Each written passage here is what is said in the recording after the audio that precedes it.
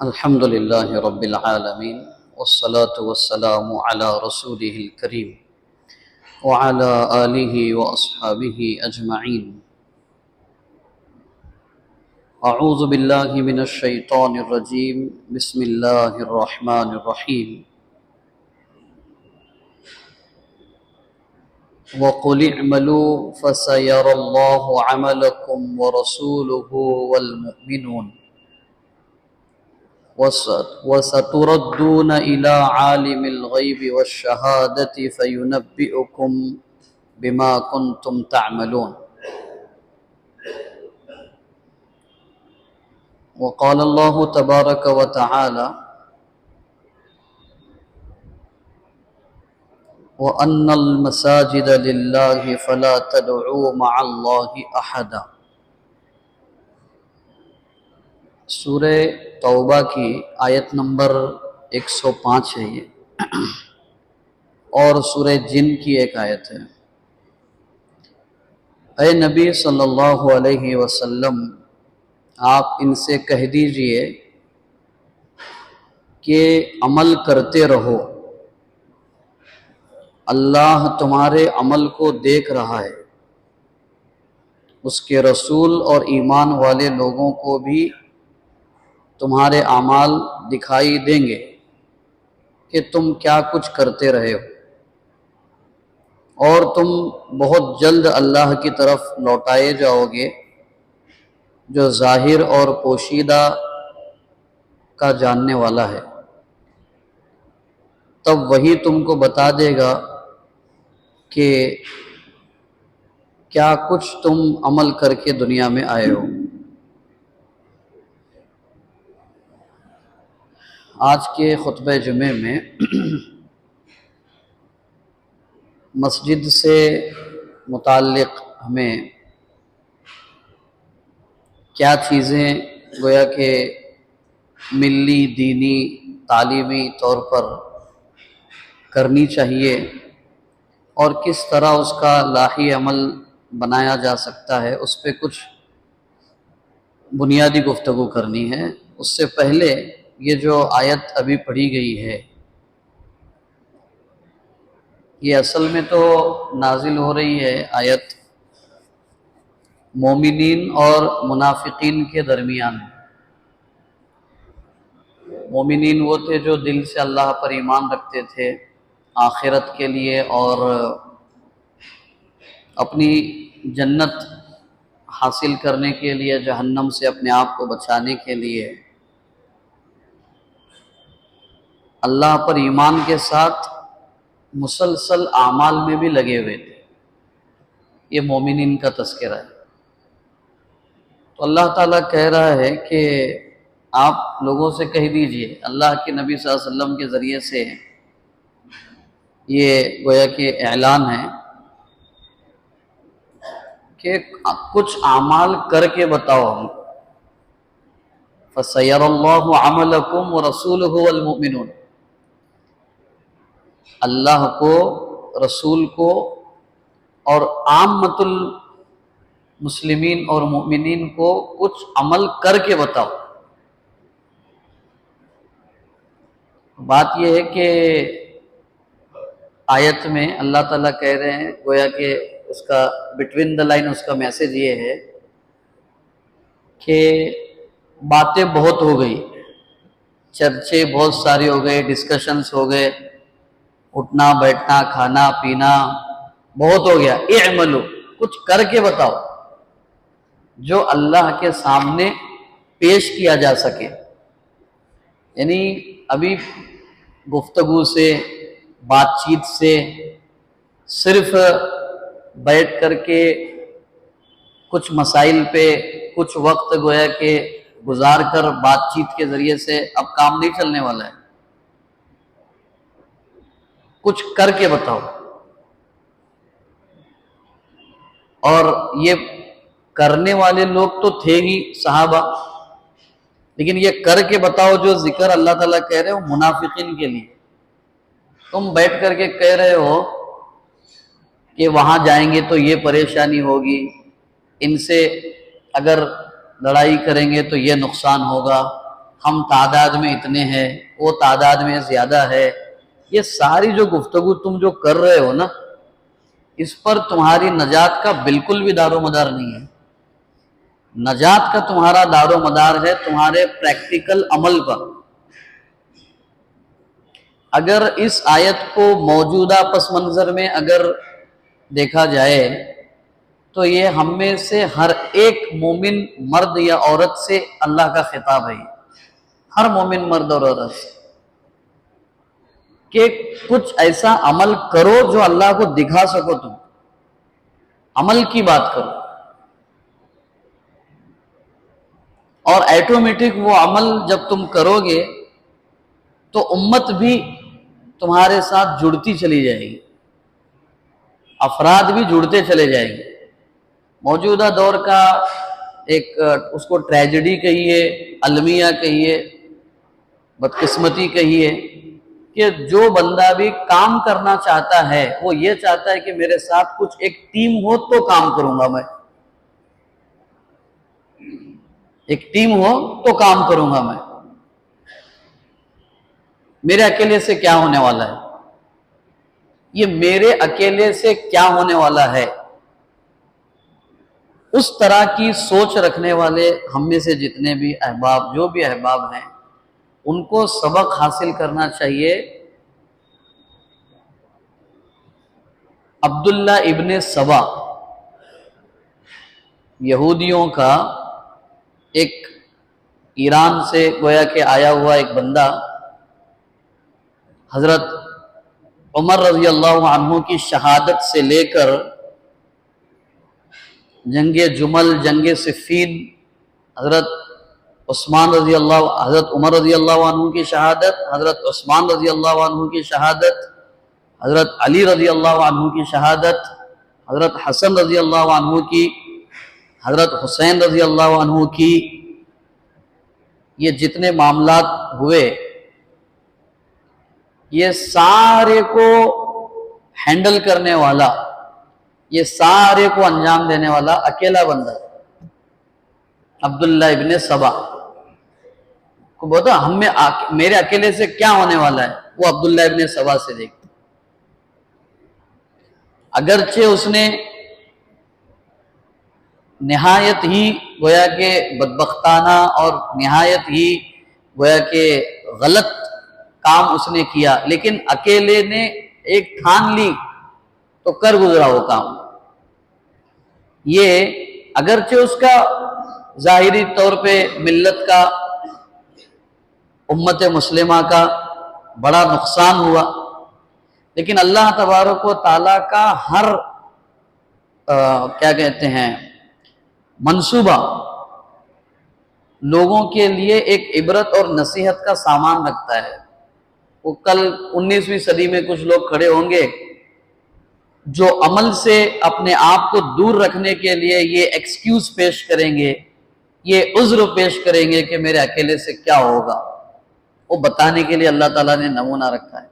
اکیلا اگر چاہے تو اتنا بڑا کام کر سکتا ہے، اتنی بربادی کا کام کیا اس نے، اتنا نقصان کیا اس نے ملت اسلامیہ کا، اکیلے نے کیا، وہ باطل کام کیا اس نے، غلط کام کیا اس نے۔ تو اسباب کی دنیا میں اگر اس کو کامیابی مل سکتی ہے تو حق کے لیے کھڑے ہونے والے ایک بندے کے لیے کیا اللہ تعالیٰ مدد اور سپورٹ کا سسٹم اور ماحول تیار نہیں کریں گے؟ یہ ایک طریقے سے اللہ پر الزام ہے کہ ہم اکیلے سے کیا ہوگا، آپ ہی سے ہوگا۔ جو بندہ سوچ رہا ہے نا کہ مجھ اکیلے سے کیا ہوگا، اسی سے اللہ کام لینے والا ہے۔ دو چیزوں کی صرف ضرورت ہے اس کو، جو پچھلے جمعہ میں بتایا تھا، اس کا اللہ سے تعلق مضبوط ہو اور وہ ہمت کر کے چلنا شروع کر دے، راستے اللہ تعالیٰ خود بخود بتا دیں گے۔ سورہ عنکبوت میں پڑھا ہے اپنے آخری آیت، والذین جاہدوا فینا، جو لوگ ہمارے بارے میں ہمارے دین کے سلسلے میں اسٹرگل کرتے ہیں، جد و جہد اور کوشش کرتے رہتے ہیں، لَنَهْدِيَنَّهُمْ، ڈیفینیٹلی ہم ان کو سبلنا، جس پرپز اور جس گول اور جس مقصد کے لیے وہ محنت اور کوشش کر رہے ہیں، ایک سے کئی زیادہ ہم ان کو راستے اور سولوشنز اور حل بتائیں گے۔ یہ اللہ تعالیٰ کا وعدہ ہے، لَنَهْدِيَنَّهُمْ، ڈیفینیٹلی ضرور بتائیں گے۔ کس کے لیے؟ جاہدو، اسٹرگل کرنے والوں کے لیے۔ ساحل پر بیٹھ کر سمندر کی گہرائی پر ڈسکس کرنے والوں کے لیے اللہ کا کوئی وعدہ نہیں ہے۔ اے سی روم میں بیٹھ کر امت کی بدحالی پہ ایک ایک گھنٹہ ڈسکس کرنے والے کے لیے اللہ کا کوئی وعدہ نہیں ہے۔ فیلڈ پر اتر کر کام کرنے والوں کے لیے اللہ کی نصرت، اللہ کی رحمت اور اللہ کی مدد کا وعدہ ہے۔ وہ اب چونکہ وہ انشاءاللہ اگلے جمعے سے اس پر گفتگو ہوگی، حضرت ابراہیم علیہ السلام کے سلسلے میں۔ کیا ہے حضرت ابراہیم علیہ السلام؟ گھر کا ماحول بت پرستانہ ماحول، باہر آئے تو پوری رولنگ پارٹی، پورا ماحول، حکومت کا پورا ماحول بت پرستانہ، شرک کا ماحول۔ لیکن طے کیا انہوں نے کہ مجھے اللہ کے دین کے لیے کھڑے ہونا ہے، کام کرنا ہے، تو نہ انہیں گھر کا ماحول ڈسٹریکٹ کر سکا، راستے سے ہٹا سکا، نہ ملک کا ماحول انہیں ہٹا سکا۔ اکیلے اللہ تعالیٰ کو بطور مثال کے قرآن مجید میں حضرت ابراہیم علیہ السلام کو اللہ نے بطور مثال کے پیش کیا ہے، ان ابراہیم کان امۃ واحدہ۔ کیا بات ہے یہ؟ ابراہیم اپنے جگہ پر ایک قوم، ایک کمیونٹی تھے۔ اتنا حوصلہ تھا ان کے اندر، اتنی جرأت تھی ان کے اندر، اتنا محنت کا اسٹیمینا تھا ان کے اندر، اور اتنی ان کے اندر حق کو حاصل کرنے اور حق کو لوگوں میں عام کرنے کی طرف اور طلب تھی۔ تو ان ابراہیم کان امۃ واحدہ کا لفظ اللہ نے استعمال کیا۔ ابراہیم ایک فرد نہیں تھے، وہ ایک کمیونٹی تھی، وہ ایک قوم تھے، وہ ایک گروہ تھا، ایک جماعت تھی اپنی جگہ پر۔ آج بھی ہو جو ابراہیم سا ایمان پیدا، آگ کر سکتی ہے انداز گلستاں پیدا۔ ابراہیم کا ایمان ہو اور ان کی طرح دین کے لیے جد و جہد کا جذبہ ہو، تو آج بھی اللہ تبارک و تعالیٰ بے دینی کی آگ کو دینداری کے گلستان کے ماحول میں آج بھی اللہ تعالیٰ بدل کر سکتے ہیں۔ نعوذ باللہ، کیا اللہ تبارک و تعالیٰ تھک گئے؟ نعوذ باللہ، کیا اللہ تبارک و تعالیٰ نے اپنا فیصلہ بدل دیا ہے؟ قرآن مجید میں اللہ نے فرمایا لا تبدیل لکلمات اللہ، اللہ کے فیصلے کبھی بدلے نہیں جاتے ہیں، انسان کے اعمال اور ان کے کام کرنے کا طریقہ اصل میں بدل جاتا ہے۔ تو یہ ایک آیت ہمیں اپنے جگہ پر کھڑے کرنے کے لیے کافی ہے۔ اگر ایک آدمی گھر کا ذمہ دار ہے، وہ گھر کی تربیت کے لیے کھڑا ہو، ایک آدمی اپنے خاندان کا ذمہ دار ہے، وہ خاندان کے لیے کھڑا ہو، ایکس وائی زیڈ، وہ جہاں جس پوزیشن پہ ہے وہاں پر وہ اللہ کے دین کے لیے کھڑا ہو جائے۔ اللہ کی مدد اور نصرت اس کے انتظار میں ہے کہ وہ شروع کرے کہ اللہ تعالیٰ اس کی مدد کرے۔ مسجد کے سلسلے میں گزشتہ گفتگو ہو رہی تھی۔ نبی کریم صلی اللہ علیہ وسلم نے جب مدینے میں آ کر جب مسجد نبوی جب تعمیر کی، مسجد نبوی کی تعمیر کے مقاصد میں سے اول مقصد عبادت تھا، دوسرا مقصد یہ تھا کہ مسلمان جو مہاجرین مدینے مکے سے ہجرت کر کے مدینہ جو آئے ہوئے ہیں، اس میں کئی وہ لوگ ہیں جو اپنے بیوی بچوں کو چھوڑ کے آئے ہوئے ہیں، کئی وہ لوگ ہیں جو اپنے خاندان قبیلے کو چھوڑ کے آ گئے، اپنا کاروبار کا سیٹ اپ پورا وہ چھوڑ کے آ گئے، وہاں پہ نہتے آ گئے بالکل۔ مدینہ ایک چھوٹا سا قصبہ تھا، اس وقت کوئی میٹرو سٹی نہیں تھی آج کی طرح، تو اتنے چھوٹی جگہ پر اتنے ان ایمپلائمنٹ کریٹ ہو گیا اچانک سے، بے روزگار، ابھی ابھی نئے لوگ آ گئے، کیا کیا جائے؟ یہاں تک کہ مکے کے لوگوں نے کہا تھا کہ 3 مہینے کے اندر، ہماری زبان میں کہہ رہا ہوں سمجھنے کے لیے، 3 مہینے کے اندر مدینہ جو ہے بھیک مانگنے کے لیے ہمارے دروازے پہ آئے گا، یہ انہوں نے دعویٰ کیا تھا۔ کیا ہے محمد کے پاس صلی اللہ علیہ وسلم، کیا ہے ان کے پاس؟ اور مدینے کے آلریڈی وہاں کے رہنے والے انصار لوگ، خود وہ وہاں کے لوگ ہیں، کاشتکاری تھی وہاں پہ، ایگریکلچرل تھا وہاں پہ سورس آف انکم، کھیتی باڑی کر کے کرنے والے لوگ۔ اب اتنے سارے لوگ وہاں پہ آ گئے جن کا نہ مکان ہے نہ دکان ہے، کچھ نہیں ہے ان کا، کیسے ان کو وہ ہے کہ اپنے ساتھ میں لے کے چلیں گے محمد صلی اللہ علیہ وسلم؟ 3 مہینے کے اندر یہ لوگ ہمارے پاس مانگنے کے لیے آئیں گے۔ لیکن دنیا نے وہ دیکھا نظارہ، زمین نے بھی دیکھا، آسمان نے بھی دیکھا، پوری دنیا نے بھی دیکھا، 2.5 مہینے کے اندر جو اکانومی سسٹم تھا مدینے کا وہ 4.5% بڑھ گیا۔ کیا وجہ تھی؟ مسجد کو نبی کریم صلی اللہ علیہ وسلم نے کمیونٹی ڈیولپمنٹ سینٹر کے طور پر انٹروڈیوس کروایا۔ کیسے کہ مہاجر لوگ ابھی ابھی آئے ہوئے، ان کا اور انصار کا کوئی ربط نہیں ہے، کوئی انٹریکشن نہیں ہے، کوئی تعلقات نہیں ہے، تو وہ کیسے ایک دوسرے سے انٹریکٹ ہوں گے؟ اس لیے اللہ علیہ وسلم نے کہا مسجد نبوی میں 5 وقت کی نماز با جماعت پڑھنا ہے۔ اور پچھلی مرتبہ کہا میں نے وہ جماعت کی اہمیت کتنی گہرائی کے ساتھ اللہ کے نبی نے بیان فرمائی۔ ایک تو یہ تھا کہ لوگ اجتماعی طور پر اللہ کی عبادت کرے آ کر کے، دوسرا یہ تھا کہ ایک دوسرے کی ضرورت اور ایک دوسرے کے مسائل سے مسلمان واقف ہوں۔ مجھے بتائیے 5 وقت جو نماز کے لیے بندہ آتا ہے وہ 5 مرتبہ تو اپنے بھائی سے بھی نہیں ملتا ہے ایک دن میں۔ ان جنرل عام طور پر ایک بھائی دوسرے بھائی سے 5 دن میں 5 مرتبہ، ایک دن میں 5 مرتبہ سگا بھائی بھی اپنے بھائی سے نہیں مل پاتا ہے۔ اور اگر دور کہیں رہنے والے ہیں تو ماں اور والدین اور اولاد بھی نہیں مل پاتے ایک دن میں 5 مرتبہ۔ لیکن اللہ تعالیٰ مسلم امت کو کلمے کی بنیاد پر 5 وقت ایک دوسرے سے آ کر کے ملو بول کے بول رہے۔ یہ سب سے بڑا گویا کہ فیکٹ اور سب سے بڑی بنیاد ہے معاشرتی اور سماجی زندگی کی مضبوطی کے لیے۔ کوئی بیمار ہے، کوئی قرض دار ہے، کسی کی بچی بن بیاہی بیٹھی ہوئی ہے، کسی کا بچہ بن بیاہا بیٹھا ہوا ہے، کسی کو مزدور کی ضرورت ہے تو کسی کو جاب کی ضرورت ہے، وہ سارے کے سارے کاؤنسلنگ سسٹم جو ہے مسجد کے ذریعے سے حل ہوتے تھے۔ کئی نکاح رسول اللہ صلی اللہ علیہ وسلم نے نماز کے بعد پوچھا تمہارا نکاح ہوا ہے؟ تو کہا کہ نہیں میرا تو نکاح نہیں ہوا ہے۔ تو کہا کہ کام کرو پھر، کچھ ہے تم کو مہر میں دینے کے لیے تمہارے پاس؟ میرے پاس کچھ بھی نہیں ہے۔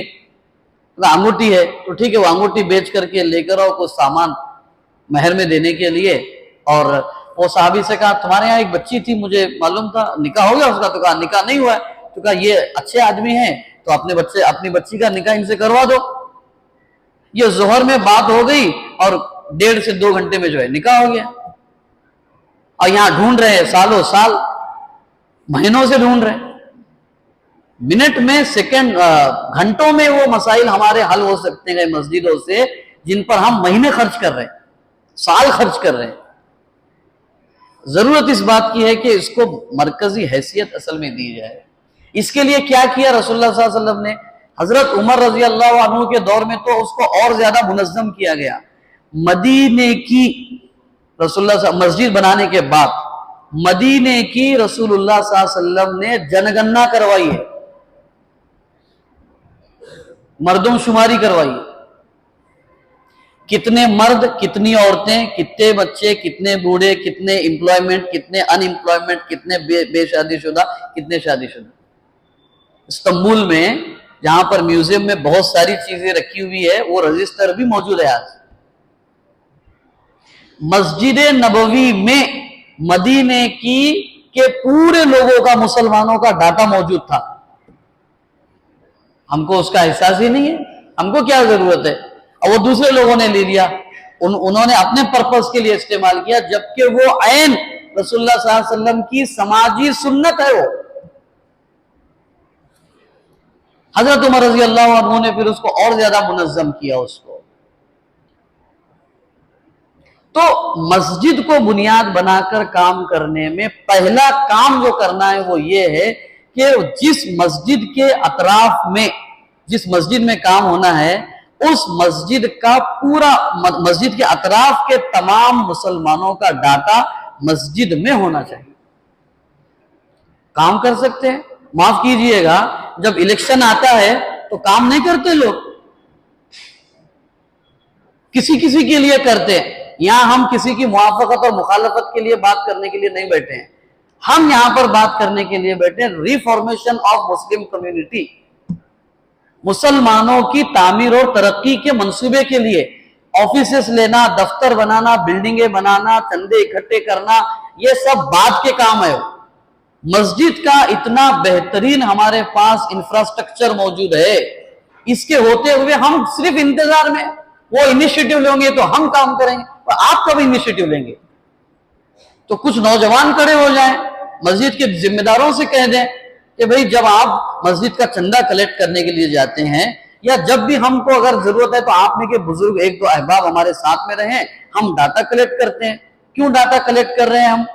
کہ اگر تعلیم، اب یہ دینی تعلیم کا معاملہ ہے، یہ بچیوں کے معاملے چل رہے ہیں، یہ جتنے بھی معاملے ہیں، ان تمام معاملات میں سروے اور ڈاٹا یہ سب سے اہم عمل ہے۔ یہ اس کو چھوڑ کر ہم سب کچھ کام کر رہے ہیں، وہ کوئی کام وجود میں نہیں آ رہا ہے ہمارے سے۔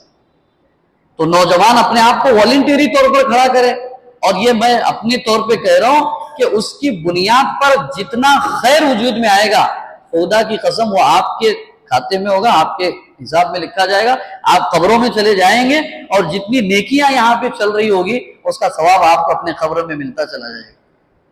اس میں جو آدمی بھی اپنا کنٹریبیوشن جس انداز میں بھی دے گا، اس کو جس انداز میں کچھ ضرورت کی چیزیں لگتی ہے تو کچھ مالدار احباب اس کو اویلیبل کرائیں، اہل علم رہنمائی کریں، بزرگ احباب جو ہے ان کو اپنے ساتھ میں لے کے چلیں، اور نوجوان ساتھی جو ہے ان کو جو اللہ نے صحت اور تندرستی کی نعمت دی ہے وہ لگائیں اس کے لیے۔ دوسرا کام رسول اللہ صلی اللہ علیہ وسلم نے جو کیا مسجد نبوی کے بعد میں، وہ مواخات کروائی۔ ایک انصار صحابی، ایک مہاجر صحابی، دونوں کو بھائی بھائی بنا دیا۔ بھائی بھائی بنانے کے بعد یہ ہوا کہ وہ گھر میں کمانے والا اب تک ایک بندہ تھا، اب یہ مہاجر کو جو جوائن کیا تو یہ نہیں کہا کہ یہ مہاجر ابھی یہاں پہ نئے ہیں تو ان کو کمانا وغیرہ کچھ معلوم نہیں ہے، تو لہٰذا تم کماؤ اور 1 سال 6 مہینے تک یہ تمہارے جان پہ بیٹھ کے کھائیں گے، یعنی ہماری زبان میں ویسا نہیں کہا۔ دونوں کو بلایا اور دونوں کو کہا کہ انصار تم یہاں کے ہو صحابی، تم اور یہ مہاجر اب دونوں مل کر کمائیں گے۔ رسول اللہ صلی اللہ علیہ وسلم نے کوئی MBA کا کورس نہیں کیا تھا، کوئی بزنس مینجمنٹ کا کوئی کورس نہیں کیا آپ نے، لیکن آپ نے اکانومی کو اتنا ہائی لیول پر پہنچایا کہ دنیا دنگ ہے آج بھی کہ رسول اللہ صلی اللہ علیہ وسلم نے کیا عمل کیا کہ مدینہ جو ہے بجائے مکے کو مانگنے کے مکے کی مدد کرنے والا بن گیا، اور مکے میں فاتحانہ طور پر داخل ہو گیا۔ مال کو اللہ تعالیٰ نے قرآن مجید میں قیاما للناس کہا ہے، دولت کو۔ ایسا نہیں ہے کہ اللہ تبارک و تعالیٰ اور دین اسلام مسلمانوں کو مال کمانے سے روکتا ہے، ایسا نہیں ہے۔ صرف اللہ تبارک و تعالیٰ کا اور اسلام کا کہنا مسلمانوں سے یہ ہے کہ وہ تمہارا مال کا کمانا تمہیں اللہ کی ذات سے غافل نہ کر دے، وہ تمہیں حلال اور حرام کی تمیز کے بغیر کمانے پر آمادہ نہ کرے، بس اتنا ہے۔ حلال طریقے سے کماؤ، اور جہاں پر اللہ تبارک و تعالیٰ نے خرچ کرنے کی راستے اور شکلیں بتائی ہیں وہاں پر خرچ کرنے والے بنو، بس اس کے ساتھ تم ریچسٹ مین آف ورلڈ اگر بنتے ہیں کوئی بات نہیں۔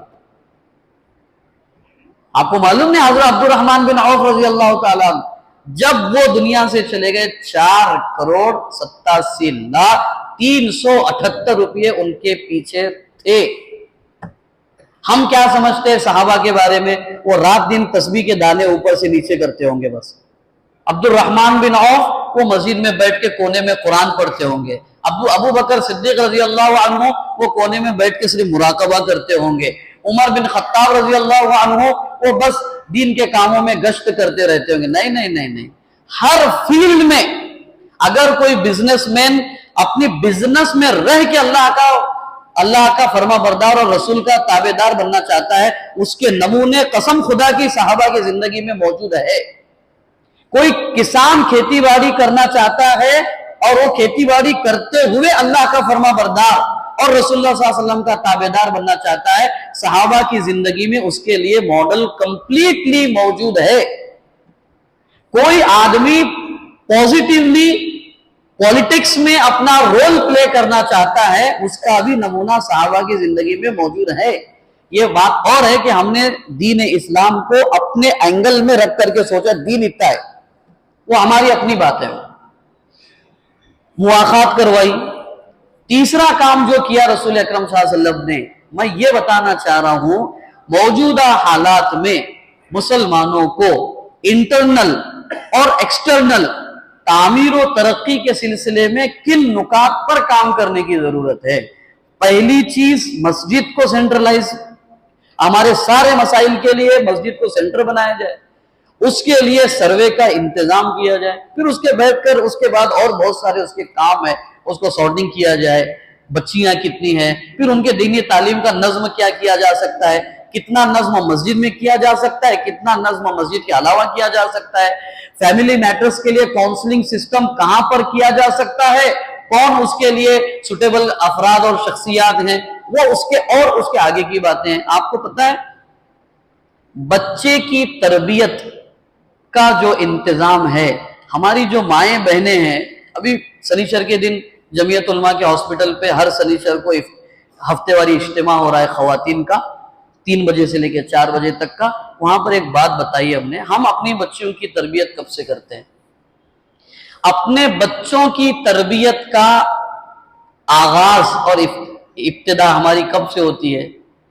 4 سال 5 سال 6 سال کے بعد میں، جبکہ رسول اکرم صلی اللہ علیہ وسلم نے بچوں کی تعلیم اور تربیت کا نظام شروع کروایا ہے اس دن سے جس دن سے وہ ماں حاملہ اور پریگننٹ ہوئی ہے، وہاں سے اس بچے کی تربیت کا آغاز ہے۔ کون بتائے گا ان کو؟ کب بتائیں گے ہم؟ یہ ساری چیزیں مسجدوں کے ذریعے سے ہونی ہے۔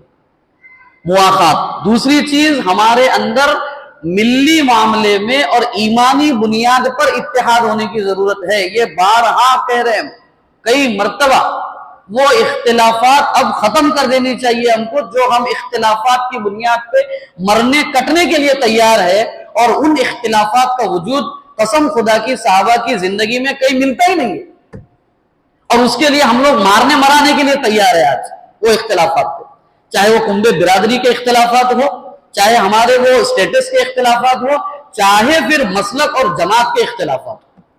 اس کا وجود ہونے کے باوجود وہ لوگ متحد تھے، اور ہم لوگ اختلافات میں، آپ کو معلوم ہے آج ہی ابھی میں یہاں خطبے کے لیے آ رہا تھا، ایک بچے کا مجھے فون آیا، اسٹوڈنٹ کالج کے، ایک مسلم استاد ہے، پروفیسر ہے وہ، اور وہ یہ کہہ رہے ہیں کہ قرآن کی بہت ساری تعلیمات ایسی ہے جس سے میں ڈس ایگری کرتا ہوں۔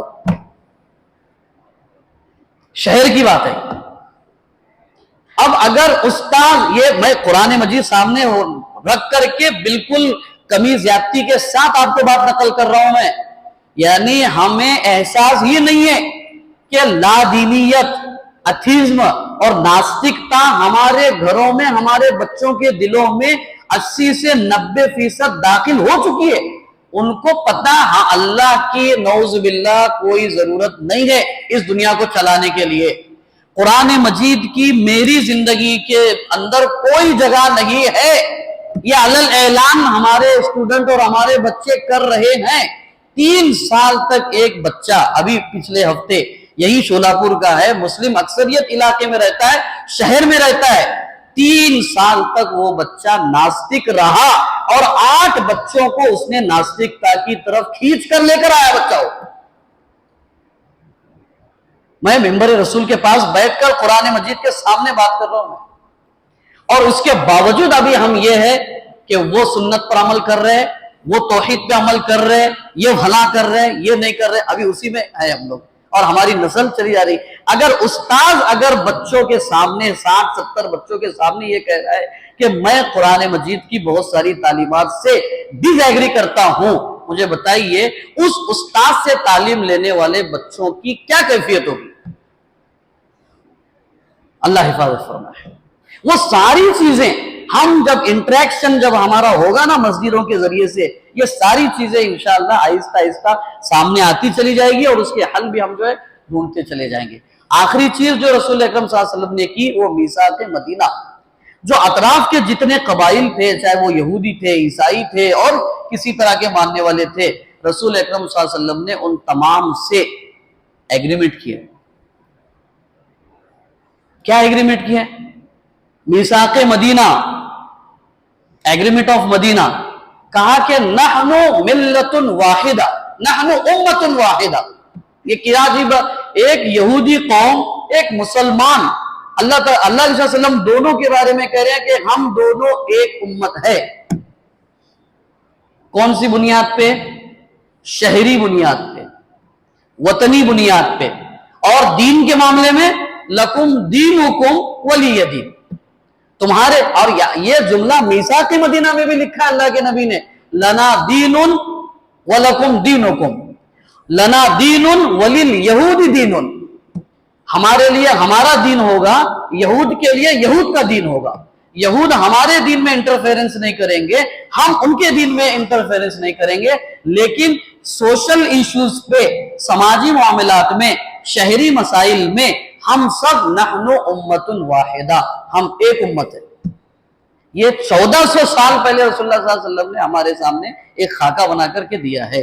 ان چیزوں پر اگر کام کریں گے انشاءاللہ اندرونی طور پر بھی ہم مضبوط ہوتے چلے جائیں گے، تعلیم اور سماجی اور ہر معاملات میں، اور آؤٹرنل ایکسٹرنل یہ جو چیزیں بتائی جا رہی ہے جن لوگوں سے، بہت سارے وہ لوگ ہیں جو آج بھی کچھ کامن ایشوز پہ ہمارا ساتھ دینے کے لیے تیار ہے، ان کو فائنڈ آؤٹ کر کے ان کے ساتھ کامن پروگرام پر ہم کو مل جل کر ملک کی تعمیر و ترقی کے لیے کام کریں گے، تو ہم اس ملک کے لیے بھی جو ہے اسٹ ثابت ہوں گے، لائبلٹی ثابت نہیں ہوں گے ہم لوگ۔ اگر یہ کام کرنے کی اللہ تعالیٰ اگر ہم میں سے کسی کو توفیق ملے تو انشاءاللہ یہ بہت بڑا کام ہوگا، اور اس صدی کا یہ ایک انقلابی کام ہوگا۔ اللہ پاک آپ کو مجھے اس پر عمل کی توفیق دے۔ وآخر دعوانا ان الحمدللہ رب العالمین۔